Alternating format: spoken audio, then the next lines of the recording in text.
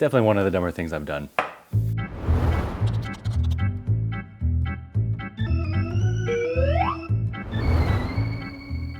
Welcome to this month's Food Crimes, where I'll be seeing how many Italians I can piss off in 15 minutes by cooking pasta in soda. I ended up choosing 3 very different sodas for this: Dr. Pepper, Fanta, and ginger ale, just to see if cooking fettuccine in them was really that much of a disaster.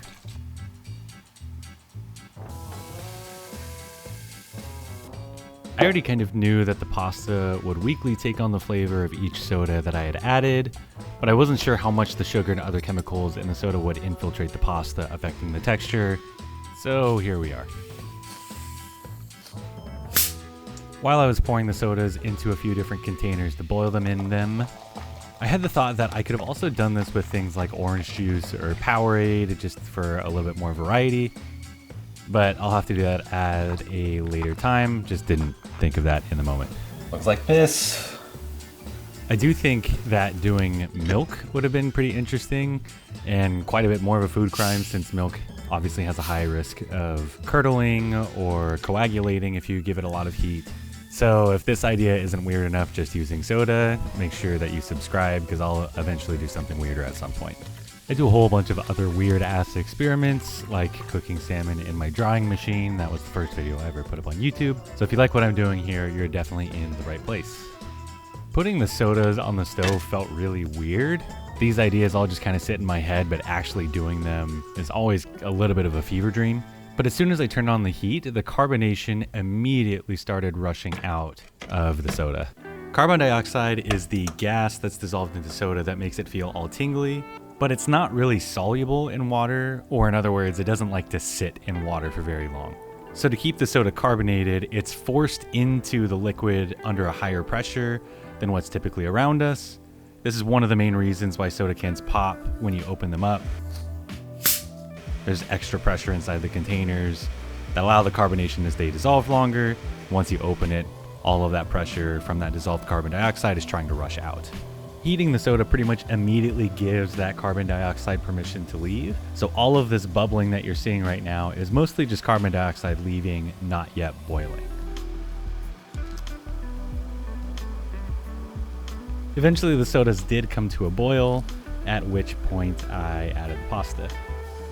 One of the cooler things that happens when you add solutes like salts or sugars, basically just things that like to hang out with water, all together in one solution, is that the water molecules have a harder time getting out and boiling into water vapor, which is why, as you'll see here, the boiling temperature of soda that has a ton of sugar and other things in it is actually a little bit higher than the typical boiling point for water at my elevation. There are salts and other things in water out of the faucet that do slightly alter the boiling point of water, just as the soda is doing here, just not nearly as much as what's found in soda. In fact, the article that I looked up that was talking about this basically stated that there's roughly 600 times as many solutes in soda as there is tap water for my area. As you can see, the noodles cooked in Dr. Pepper took up a ton of the coloring, almost like a lo mein noodle. I actually saved a bit of the pasta or soda water, pasta water, I guess, from each of the pots just to add a bit to the cooked pasta. I also, for some reason, thought it would be a good idea to taste it. And of course, while all of this was going on, I still cooked some pasta normally just to have a control that I could compare everything else to.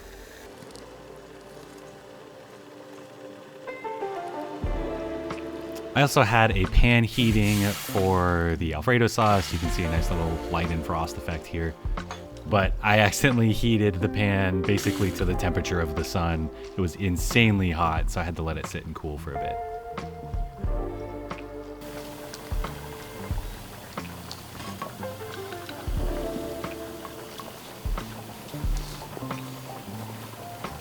I also really like Alfredo sauce with blackened seasoning, so I added just a bit here so that the sauce wasn't entirely bland.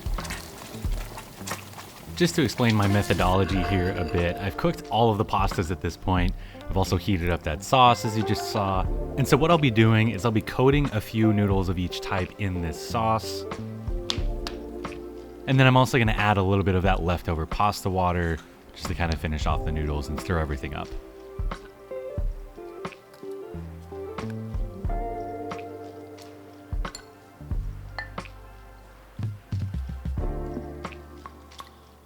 As I start pulling out the second set of noodles, I'm guessing you probably can't tell which is which so far, which kind of makes sense because the ginger ale doesn't really have anything in the soda that was really going to discolor the noodles in any way. But this is actually the ginger ale here. It looks pretty similar to the regular pasta. I don't think you're going to be able to guess what these next noodles were boiled in. Stupid sarcasm, pretty obviously this is the Fanta, but as you can see, they took on a lot of that orange color when compared to the regular noodles, and these noodles also had a pretty strong and noticeable smell. It actually smelled almost exactly like the Hawaiian Aloha Febreze, if you've ever tasted that before, or smelled, I guess. And last but not least, the noodles cooked in Dr. Pepper actually had a pretty beautiful dark brown color to them. Sort of like the Fanta, they also had a weird scent to them, but for these it was a little bit more medicinal. This is probably a good time for us to have the talk, where I'm going to explain that I know that this is a really stupid idea, but again, that's the fun part. And just be glad that I'm not cooking pasta in NyQuil or something like that. Alright, so just some initial things that I noticed. As you'd expect, the 3 soda pastas were way stickier than the normal one. They've dried out a little bit now, so they're all going to be kind of sticky. But whenever I was pulling them out of the pan, these 3 were trying really hard to stick to each other. I had to wash them off of the pan. I had to wash them out of my strainer a little bit. So what I'm going to be doing here, I saved the original noodle. I saved a little bit of the water, I guess you could say. Technically it's water that just has Fanta and Dr. Pepper residue in it. And then I also put all of them into the Alfredo sauce. So we're gonna be doing 3 different taste tests: the noodles, the pasta water, and then the actual noodles in the Alfredo sauce. So I'm weirdly, for some reason, deciding to start off with the pasta water. I don't really know. I am really thirsty. I don't think this is gonna help, but I don't know if you've ever just drank straight up pasta water before. I was not expecting that to taste good, so it's not very good.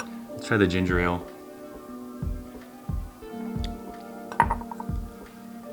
It's the same thing, just with like a hint of, pretty strong hint of lemon. I can still taste the ginger ale, but you can still taste the pasta pretty well. Now the Fanta. Weirdly enough, it's actually not horrible. It basically just tastes like flat, warm Fanta. I think this has done the best job of muting the fettuccine flavor that I'm getting in the other pasta water. So if you're trying to drink pasta water, I recommend drinking Fanta pasta water, I guess, so far. Now for the Dr. Pepper.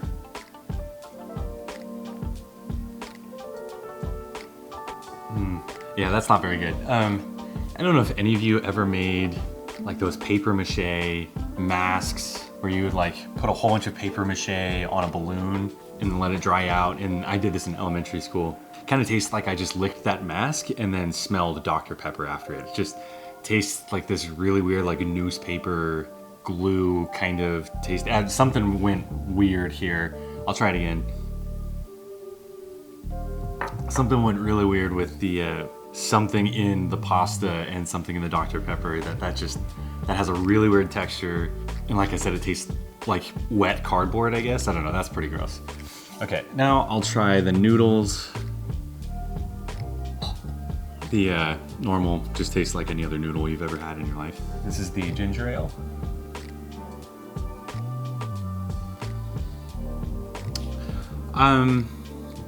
That one actually really didn't taste like much. The texture, it's got a slimier surface on the outside, and it's weird. It's cooked all the way through, but there's a pretty big variety of textures going through the noodle. Like, it's not al dente or anything like that. It's like the outside is more slimy, and I'm not even gonna say soft. I'm gonna say much more so gooey than the inside. So that was a little bit weird. I'm gonna guess that has something to do with the fact that I just tried to boil pasta in sugar water, essentially. All right, now for the Fanta noodles.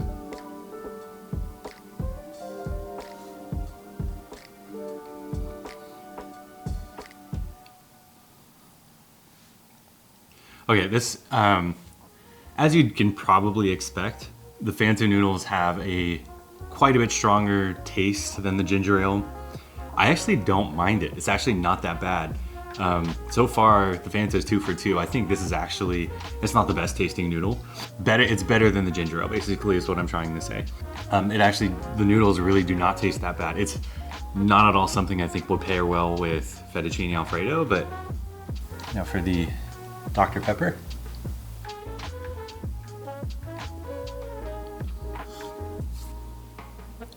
It definitely doesn't taste as bad as the just pasta water, which obviously the pasta water taste shouldn't matter. It's literally just the leftover as soon as it's done cooking. I was a little bit worried after drinking this Dr. Pepper pasta water.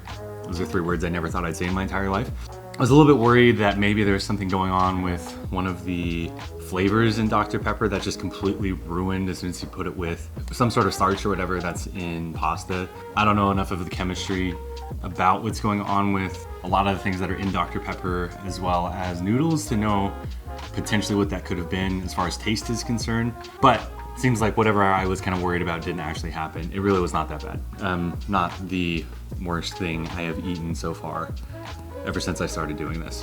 That leaves us with just the normal pasta. Have the control here that will give a quick taste. Yeah, I don't add enough blackened seasoning for it to really taste like a Cajun style fettuccine Alfredo. Just enough to kind of make it taste like something rather than just cream, I guess. Which I will say did remind me to grab a Lactaid that I guess I'm gonna be drinking with pasta water. I'm gonna do this one. Okay, now for the ginger ale. Like I said, I'm kind of expecting this one to taste the closest to fettuccine Alfredo.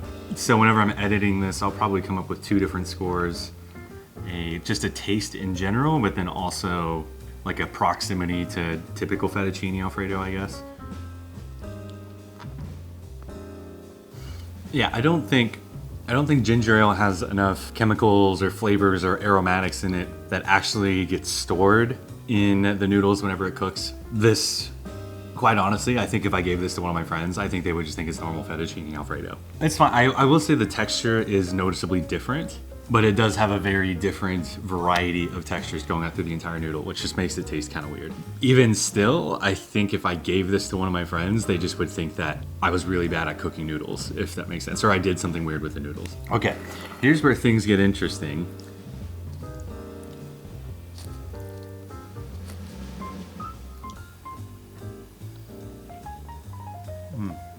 Yeah, even though this noodle was actually pretty good, and the pasta water pretty much just tasted like juice.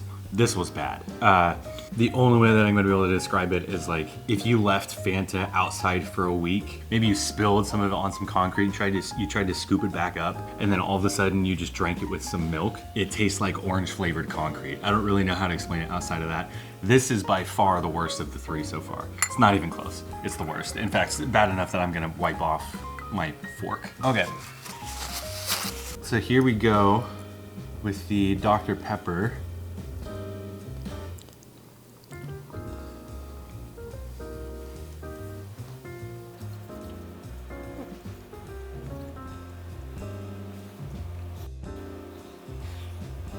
So kind of like what I've said for some of the other videos, this is not the worst fettuccine Alfredo I've ever had in my life. You can definitely taste that something's off. It's not good. I will say I think it weirdly tastes a little bit more like Coke than it does Dr. Pepper. It's much closer to the Fanta in taste and flavor quality compared to the ginger ale and just the control. It wasn't anything extreme like I was licking Dr. Pepper off the hoof of a horse or something like that. It just kind of tasted, like I said, almost like you drank a little bit of Coke at the same time as eating fettuccine Alfredo. So it wasn't good per se, but actually really wasn't that bad. I was kind of surprised. For the ginger ale fettuccine, I'm gonna give it a 7 out of 10 on taste and a 9 out of 10 on similarity. It actually didn't taste that bad at all, just the texture in the pasta was a little bit weird. For the Fanta, putting the noodles with the Alfredo sauce was absolutely disgusting, so I'm giving it a 2 out of 10 on taste and a 3 out of 10 on similarity. Finally, for the Dr. Pepper pasta, it was somehow both the most and least interesting pasta to taste. Not great, not bad, so I'm giving it a 5 out of 10 on taste, and surprisingly, a 6 out of 10 on similarity. So with that being said, cooking pasta in soda may ruin the texture quite a bit, but I'd definitely say that it's still very much so edible, with the big caveat that the soda that you pick does matter quite a bit. I think the best tasting pasta was the ginger ale pasta, but that's mainly because it didn't change very much. So while I do my weird, typical finishing off the video by blowtorching whatever food I just cooked, if you want to see me cook bacon by setting Doritos on fire or any other weird shit that I do, definitely recommend subscribing.